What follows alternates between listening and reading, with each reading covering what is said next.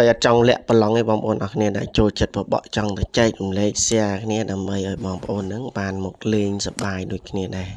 ហើយខាងនេះគឺខ្ញុំបានមួយឆ្នាំនេះគឺខ្ញុំបបកតែខាងព្រៃជ្រូកឯងហើយបងប្អូនមួយចំនួនទៀតគឺគាត់អត់រកប្លង់ឃើញទេថាគាត់អត់មានប្លង់លេងអញ្ចឹងណាបងប្អូនហ្នឹងហើយប្រឡងដែលខ្ញុំកំពុងតែលេងនេះខ្ញុំលេងបជារៀងរាល់ឆ្នាំហើយបងប្អូនឃើញឥឡូវនេះគឺខ្ញុំមិនដឹងថាថតវីដេអូទៅវាឃើញ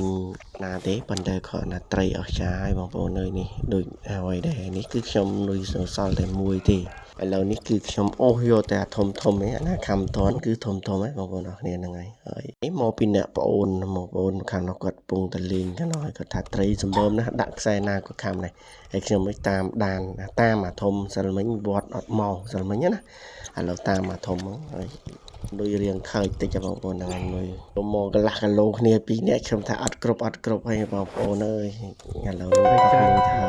សល់តែនុយមួយឥឡូវបងប្អូននេះឥឡូវអាធំដេញមកនេះ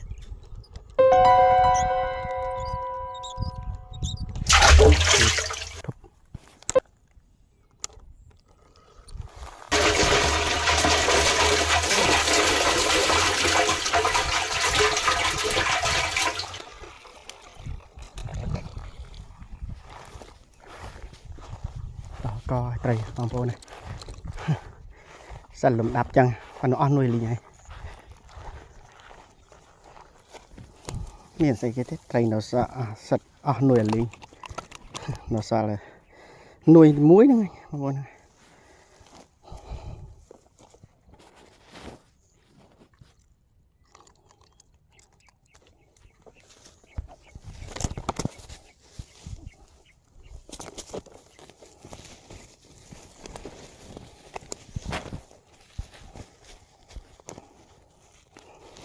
នេះកន្លះការ៉ុង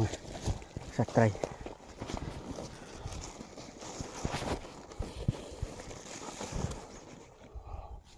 ហើយថ្ងៃនេះគឺខ្ញុំបានថតវីដេអូបានច្រើនជាងរាល់ដងបងប្អូនរាល់ដងគឺត្រីច្រើនខ្លាំងដូចគ្នានឹងឯងក៏ប៉ុន្តែខ្ញុំអត់បានថតវីដេអូទេព្រោះដោយសារតែរវល់ឲ្យតែពេលបងប្អូនហ្នឹងអ្នកធ្លាប់បបកកាលណាមមាញញឹកដៃហើយទោះបីមិនក៏ដោយអត់មានពេលលេណាដែលសំបីតែហូបបាយក៏អត់មានពេលហូបផងបាទហ្នឹងហើយ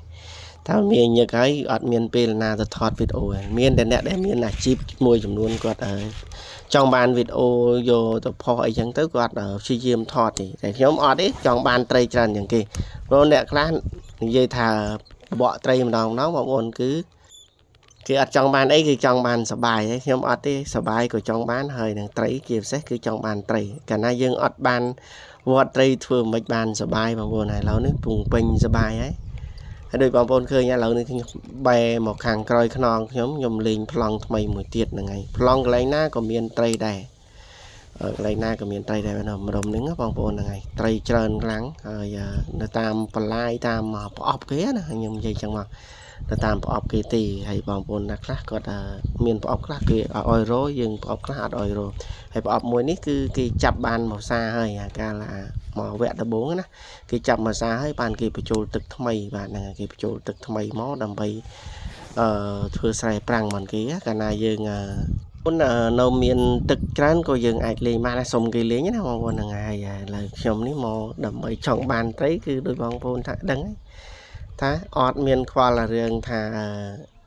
យកសបាយយកអីទេពីមកផ្លូវឆ្ងាយដែរសំខាន់បំផុតឲ្យបានត្រីច្រើនតោះខ្ញុំសង្ឃឹមបងប្អូនអ្នកគ្នាដែលបានទស្សនានៅវីដេអូមួយនេះបងប្អូននឹងជួយ Subscribe នៅ Channel របស់ខ្ញុំហើយ Channel របស់ខ្ញុំនឹងព្យាយាមអាប់ដេតបងប្អូនអាប់ដេតយ៉ាងម៉េចគឺខ្ញុំនឹង pin location ផ្ញើជូនបងប្អូនអ្នកគ្នាប្រសិនបងប្អូនអ្នកគ្នាហ្នឹង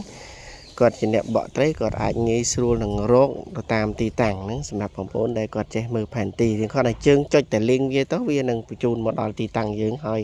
បត់ឆ្វេងបត់ស្ដាំបងប្អូនអ្នកដែលចេះមើលផែនទីគាត់ដឹងហើយកាលណាយើងមានផែនទីមានទីតាំងច្បាស់លាស់ហើយយើងអត់មានពិបាកអីនឹងស្វែងរកនោះទេខ្ញុំមិនមែនតាំងពីលេងហើយបានត្រីយកត្រីអស់ហើយបានយើងចាប់ផ្ដើមផ្ញើ location ឬក៏ទីតាំងឲ្យគេនោះទេគឺខ្ញុំចាប់ផ្ដើមលេងបានភ្លាមគឺខ្ញុំនឹងផ្ញើទីតាំងទៅផ្លេតបាទបងប្អូនហ្នឹងហើយ